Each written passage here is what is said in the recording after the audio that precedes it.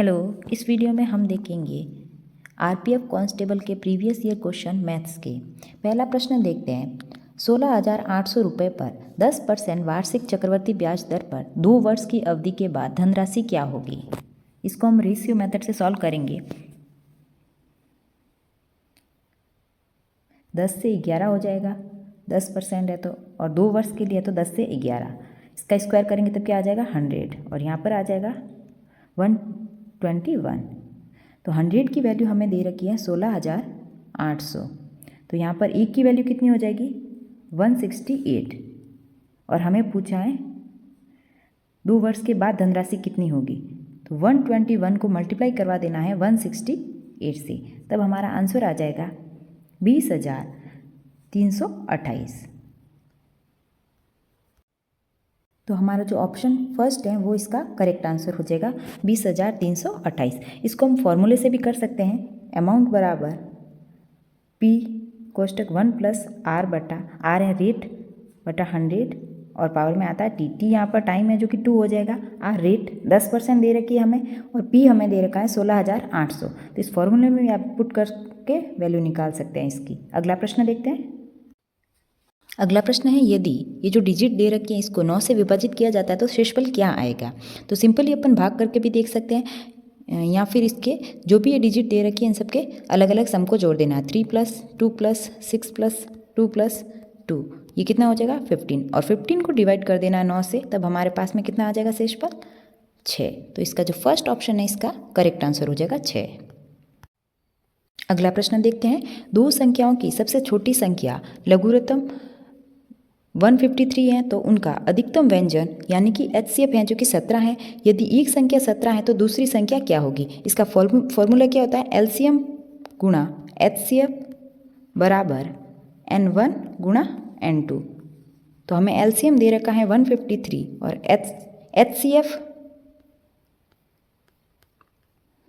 HCF दे रखा है हमें 17, और एक वैल्यू दे रखी है हमें 17, तो दूसरा N2 क्या आएगा? तो यहाँ से 17 से 17 कैंसिल हो जाएगा, तो हमारा जो N2 है दूसरा वैल्यू आ जाएगी 153। तो फर्स्ट ऑप्शन इसका करेक्ट आंसर हो जाएगा।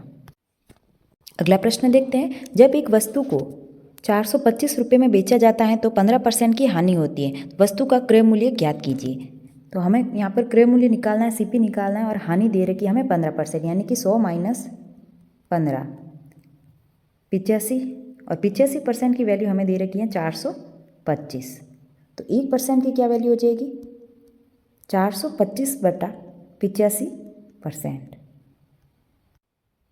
1% की वैल्यू हो जाएगी 425 बटा 85, और हमें निकालनी है 100% की वैल्यू। तो यहाँ पर 100 से मल्टीप्लाई करवा देंगे, फिर बाद में यहाँ से 5 से काट दिया तो 20, 5 से 17 बार, यहाँ पर 17 से काट देंगे तो आ जाएगा हमारे पास 70 × 34 और 76.85। तो 25 × 20 करेंगे तो हमारे पास आंसर आ जाएगा इसका 500। फर्स्ट ऑप्शन इसका करेक्ट आंसर हो जाएगा। अगला प्रश्न है, किसी संख्या के 80% के, 75% के, 66.67% का 25% कितना दे रखा है हमें 6,347 है। तो उस संख्या का 40% हमें ज्ञात करना है। तो इसको सिंपली कैसे करेंगे? कोई संख्या हमारे पास में x का 80% गुणा 75% गुणा हो जाएगा 66.67 बटा 100, और इसकी वैल्यू हमें दे रखी है गुणा 25% भी इसके साथ आ जाएगा, और इस पूरे की वैल्यू हमें दे रखी है 6,347। तो हम जब इसको सॉल्व करेंगे काट कुटा के, तब हमारे पास में आ जाएगी x की वैल्यू आ जाएगी 63470। फिर बाद में क्या करना है, उस संख्या को 40% ज्ञात करना है। तो इसको फिर से 40% इसका निकालना है। तो ये हो जाएगा 2/5, और जब 5 को इससे काटेंगे तब हमारे पास में आ जाएगा 1 2 6 9 और 4। फिर बाद में इस संख्या को हम 2 से मल्टीप्लाई करा देंगे, तब हमारा आंसर आ जाएगा थर्ड ऑप्शन इसका करेक्ट आंसर आ जाएगा। अगला प्रश्न देखते हैं। एक आयत की चौड़ाई 195 सेंटीमीटर है और उसका विकीर्ण है जो कि 507 सेंटीमीटर है। तो इसकी लंबाई हमें ज्ञात करनी है। विकीर्ण क्या होता है? D बराबर √L² + B² होता है। यहाँ से स्क्वायर रूट हटा देंगे तो क्या आ जाएगा D² बराबर L² + B²। हमें निकालनी है इसकी लेंथ। तो क्या आ जाएगा, एल स्क्वायर बराबर D square minus B square. और तो हमें ये वैल्यू निकालनी है और डी की वैल्यू हमें क्या दे रखी है, 507 का स्क्वायर माइनस 195 का स्क्वायर। ये हो गया ए स्क्वायर माइनस बी स्क्वायर। तो यहाँ से हम क्या लिख सकते हैं, ए प्लस बी और ए माइनस बी।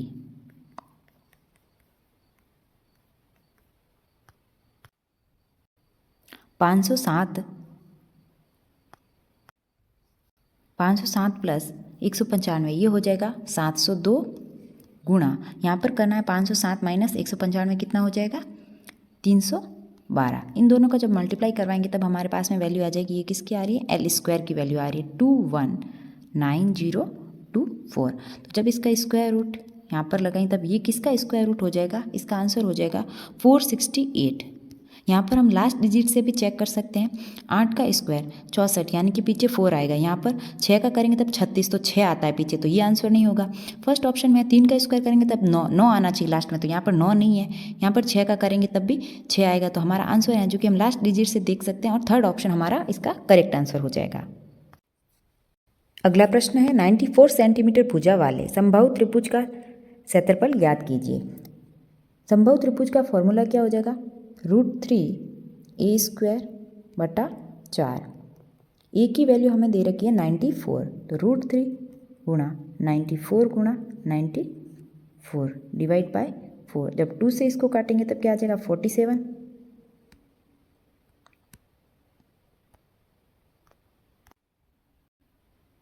ये आ जाएगा 47, और यहाँ पर जब 2 बचेगा और 2 से काटेंगे तो वापस 47 मल्टीप्लाई 47 आ जाएगा हमारे पास में 2209, और ये √3 बचा हुआ है तो 2209 √3 इसका करेक्ट आंसर हो जाएगा, जो कि दे रखा है हमें सेकेंड ऑप्शन में। अगला प्रश्न देखते हैं, 11 खिलाड़ियों की राज्य स्तरीय क्रिकेट टीम का औसत वजन 102 किलोग्राम है। जब कोच का वजन जोड़ा जाता है तो औसत वजन में 1 किलोग्राम तक बढ़ जाता है। तो कोच का वजन हमें ज्ञात करना है, उसका कितना केजी वेट है। तो 11 खिलाड़ियों का औसत वजन कितना है, 102। तो इसका सम क्या हो जाएगा, 11 खिलाड़ियों का ये सम हो जाएगा। इसको जब मल्टीप्लाई कराएंगे तब आ जाएगा हमारे पास में 1122। अब क्या बोला गया है कि जब कोच का वजन जोड़ा जाता है, यानी कि अब कितने लोग हो गए, 11 से 12 लोग हो गए, तब क्या होता है 1 केजी है जो कि वजन बढ़ जाता है, यानी कि 102 था तो अब कितना हो जाएगा, 103 हो जाएगा। जब इसको मल्टीप्लाई करवाएंगे तब हमारे पास में वैल्यू आ जाएगी 1236।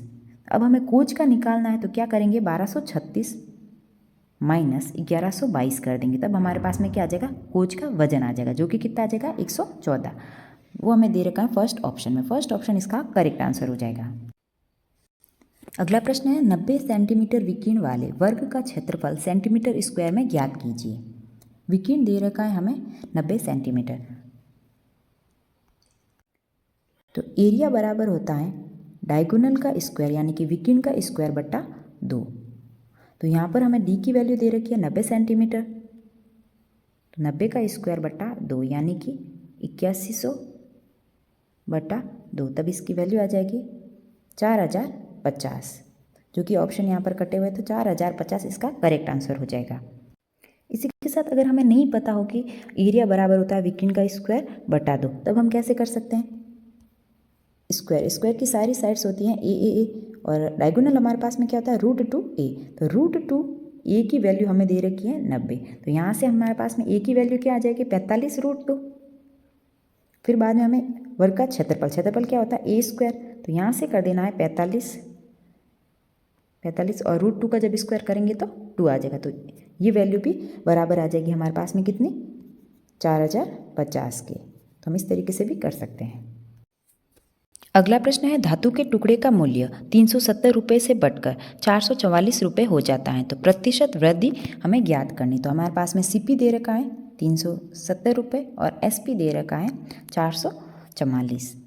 तो हमारे पास में यहाँ पर हमें क्या निकालना है, लाभ परसेंट निकालना है। तो लाभ परसेंट का फॉर्मूला क्या होता है, SP माइनस CP बट्टा हमेशा किससे होता है, CP से ही डिवाइड किया जाता है। तो 444 माइनस 370 डिवाइड बट्टा 370, 444 माइनस 370 करेंगे तब हमारे पास में क्या आ जाएगा 74 डिवाइड बाय 370 मल्टीप्लाई हो जाएगा 100 से 0 कैंसिल हो जाएगा, इससे 2 बार कट जाएगा। तो अब हमारे पास 2 × 10 20% इसका आंसर आ जाएगा, जो कि ऑप्शन थर्ड दे रखा है हमें। 20% इसका करेक्ट आंसर हो जाएगा। अगला प्रश्न देखते हैं। एक चतुर्भुज में भुजाओं का अनुपात है जो कि दे रखा है 2:3:4:5 और परिमाप हमें दे रखा है, पेरीमीटर इसका 560 सेंटीमीटर। तो सबसे छोटी भुजा जो कि सेंटीमीटर में हमें ज्ञात करनी है। तो इसमें क्या हो जाएगा, परिमाप क्या होता है, चारों भुजाओं का सम होता है। तो 2x + 3x + 4x + 5x, इसकी वैल्यू दे रखी है हमें 560। तो ये कितना हो जाएगा 14x, इसकी वैल्यू ये दे रखी है। इसको जब 14 से काटेंगे तब क्या आ जाएगा 4 बार और एक 0 बार। तो x की वैल्यू आ गई हमारे पास में 40 और हमें दे रखा है कि सबसे छोटी भुजा की वैल्यू ज्ञात करनी है। सबसे छोटी भुजा क्या हो जाएगी इसमें से 2। तो 2 को जब मल्टीप्लाई करेंगे 40 से तब हमारा आंसर आ जाएगा 80, जो कि हमें दे रखा है ऑप्शन थर्ड में। 80 इसका करेक्ट आंसर हो जाएगा।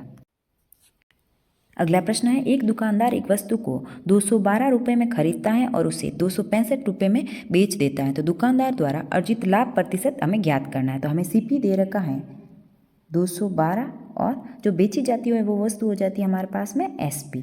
तो हमारे पास में यहाँ पर जो लाभ परसेंट हमें ज्ञात करना है। लाभ परसेंट क्या हो जाता है उसका फॉर्मूला SP - CP डिवाइड बटा CP × 100%। तो यहाँ से 265 - 212 डिवाइड बटा 212 × 100%। तो यहाँ से हमारे पास में क्या वैल्यू आ जाएगी 265 - 212 आ जाएगा 53 डिवाइड बाय 212 × 100%। जब 212 को 100 से 4 बार काटेंगे तो यहाँ पर आ जाएंगे 25 और यहाँ पर आ जाएगा 53। तो 53 से 53 कैंसिल हो जाएगा। तो हमारे पास में 25% इसका करेक्ट आंसर आ जाएगा, जो कि ऑप्शन सेकेंड हमें दे रखा है 25%। अगला प्रश्न है। ग्राफ के आधार पर हमें ग्राफ दे रखा है X कंपनी और Y कंपनी। X में है जो सीधी लाइन जा रही है वो X वाली हो जाएगी ये वाली, और Y में जो डॉट लाइनें हैं। और यहाँ पर हमें ईयर दे रखे हैं 2001 से लगाकर 2006 तक। इसका प्रश्न देखते हैं। प्रश्न पूछा गया 2001 और 2002 में X कंपनी द्वारा निर्मित वाहनों की संख्या हजारों में, उसके बीच का अंतर बताना है। 2001 और 2002 में X कंपनी का। तो X कंपनी हमारे पास में ये हो जाएगी जो सीधी लाइन दे रखी है। तो 2001 में हो जाएगा 36 और 2002 में हो जाएगा 40। तो 40 - 36 इसके बीच का अंतर ही पूछा था। तो 4 इसका करेक्ट आंसर आ जाएगा।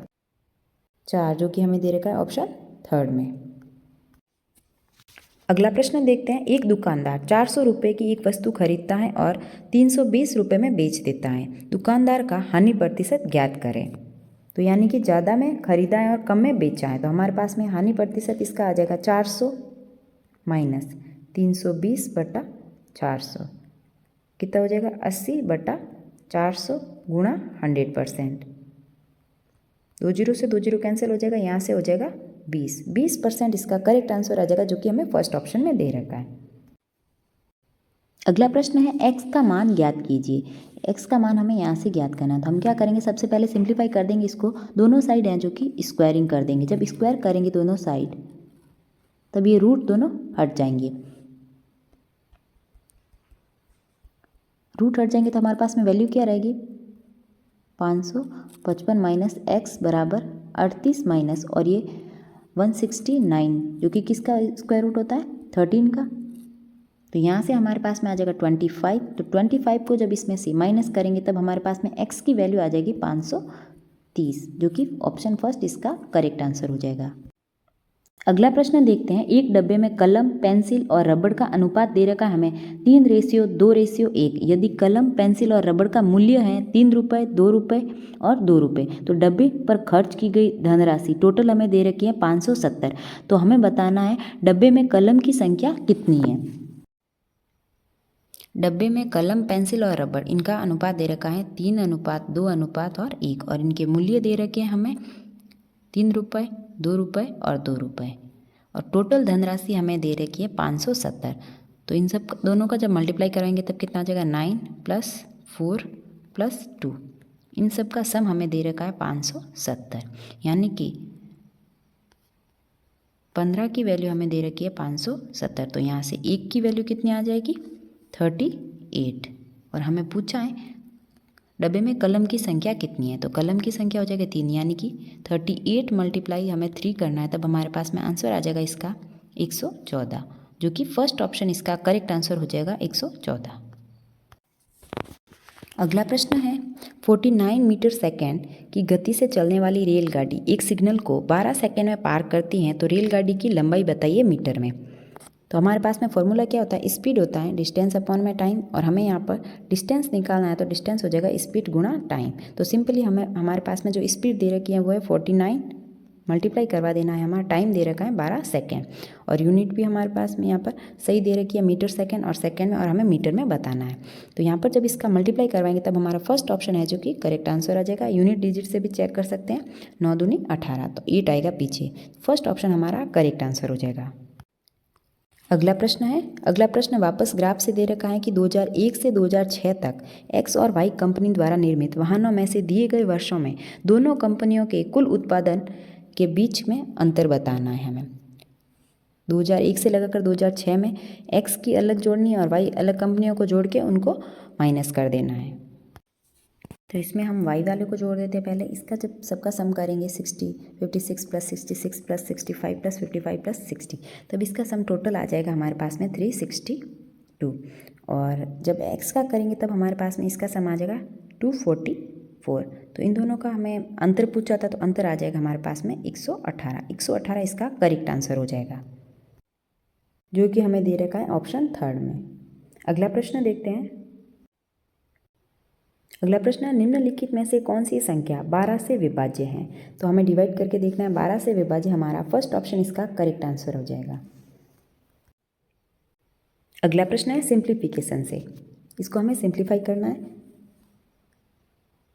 इसको तो हम एज इट इज रख देते हैं, पहले इसको कर देते हैं। इसका करेंगे तो हमारे पास में क्या आ जाएगा, ये पूरे के ऊपर कोष्टक में, कोष्टक को पहले सॉल्व करेंगे, पूरे कोष्टक के ऊपर स्क्वायर है तो 4 हो जाएगा, मल्टीप्लाई यहाँ पर रूट है जो कि 2 से 2 कैंसिल हो जाएगा, तो यहाँ से हमारे पास में आ जाएगा 289 डिवाइड बाय 2, और ये भी पूरा इसके आगे डिवाइड में है, और जो भी आगे वाली संख्या है ये पूरा इस प्रकार से हो जाएगा। तो यहाँ से हम 2 से काट देंगे और ये 2 इससे काट देंगे, और यहाँ पर 289 ये क्या होता है 17 का स्क्वायर होता है, तो 17 से 17 कैंसिल हो जाएगा इससे। अब हमारे पास में बचा क्या है 54 मल्टीप्लाई 54, इन दोनों को जब मल्टीप्लाई करेंगे तब हमारे पास में आंसर आएगा इसका सेकेंड ऑप्शन। यूनिट डिजिट भी मैच कर सकते हैं, 4 गुणा 4 16, यानी कि 6 आएगी पीछे यूनिट डिजिट, तो ये हमारे पास में सेकेंड ऑप्शन इसका करेक्ट आंसर हो जाएगा। अगला प्रश्न भी सिंप्लीफिकेशन से है, तो हम पहले कोष्टक वाले को सॉल्व कर देते हैं। यहाँ पर अंदर वाले को जब सॉल्व करेंगे तब हमारे पास में क्या आ जाएगा, डिवाइड करेंगे तो 12 बचेगा। यहाँ पर जब 60 को डिवाइड करेंगे 3 से तो 20 और 30 माइनस 20 10 हो जाएगा यहाँ पर, और इन दोनों के बीच में माइनस का साइन है। जब 10 को डिवाइड करेंगे 10 से तब यहाँ पर हमारे पास में क्या आ जाएगा 1, तो 12 माइनस 1 यानी कि 11 हो गया। तो 90 है, 90 माइनस 11 करना है, और फिर बाद में यहाँ पर ये माइनस में 250। अब हमारे पास में ये वाला बचा है, तब इसको सॉल्व करेंगे तब यहाँ पर क्या आ जाएगा 90 माइनस 11 यानी कि 79, 250 में से जब इसको माइनस करेंगे तब हमारे पास में इसका आंसर आ जाएगा सेकेंड ऑप्शन 171। अगला प्रश्न है अल्फा और बीटा की आयु का अनुपात हमें दे रखा है 2:5। यदि उनकी आयु का योगफल है जो कि है 245, तो उनकी आयु के बीच का अंतर कितना होगा। यानी कि अल्फा और बीटा का ये दे रखा तो 2x प्लस 5x, यानी कि इन दोनों का सम हमें दे रखा है कि था 245, ये हो जाएगा 7x, इसकी वैल्यू हमें दे रखी है 245। यहाँ से x की वैल्यू आ जाएगी हमारे पास में, ये 3 बार कट जाएगा और 5 बार, 35 वैल्यू आ जाएगी x की। अब हमें देखना है उसकी वैल्यू निकालनी है, हमें उनके बीच का अंतर निकालना है, यानी कि 5x माइनस 2x यानी कि 3x की वैल्यू हमें निकालनी है, और x की वैल्यू है 35, तो 3 मल्टीप्लाई 35, ये आंसर आ जाएगा हमारा फोर्थ ऑप्शन 105। अगला प्रश्न है 125 डिटर्जेंट साबुन में से एक डब्बे में से 75 का उपयोग किया गया है, और डब्बे में डिटर्जेंट साबुन का कितना प्रतिशत हमें शेष है वो बताना है। तो क्या हो जाएगा प्रतिशत %, इसका फॉर्मूला हो जाता है शेष भाग डिवाइड बटा जो टोटल है गुणा 100। तो हमारे पास में 125 माइनस 75 डिवाइड बटा आ जाएगा 125 जो कि संपूर्ण भाग है गुणा 100। तो यहाँ से हमारे पास 125 माइनस 75 50 बटा 125 गुणा 100। जब इसको काटेंगे तब हमारा 25 से काटेंगे तो 5 बार और 100 कट जाएगा 4 बार, 10 बार। तो यहाँ पर आ जाएगा 10 गुणा 4 यानी कि 40। इसका करेक्ट आंसर आ जाएगा फोर्थ ऑप्शन। अगला प्रश्न है x की वैल्यू हमें दे रखी है 0.3555 यानी कि रिपीट हो रही है ये। तो हमें यहाँ पर x का भिन्न में मान ज्ञात करना है। तो ये वैल्यू हो जाएगी x की 0.3 और 5 के ऊपर है बार यानी कि 5 है जो कि रिपीटेड चल रहा है। तो अब यहाँ पर इसकी वैल्यू को कैसे सॉल्व करेंगे, 35 जो ये टोटल है वही, और जिसके ऊपर बार नहीं है उसको हमें माइनस कर देना है। और नीचे आ जाएगा हमारे पास में जितनी भी डिजिट के ऊपर बार होता है उसको हम लिखते हैं 9 से, और जिसके ऊपर बार नहीं है उसको 0। तो यहाँ से हमारे पास में वैल्यू क्या आ जाएगी 35 माइनस 3 यानी कि 32 डिवाइड बटा 90। जब इसको काटेंगे 2 से तब हमारे पास में आ जाएगा 16 बटा 45 जो कि हमें दे रखा है फोर्थ ऑप्शन। फोर्थ ऑप्शन इसका करेक्ट आंसर हो जाएगा। भिन्न में इसको इस प्रकार से सॉल्व करेंगे। ये थे मैथ्स के कुछ क्वेश्चन जो कि आरपीएफ कांस्टेबल के PYQ में से हमने इसमें देखे। अगर आपको वीडियो अच्छा लगा तो लाइक करें और चैनल को सब्सक्राइब करें।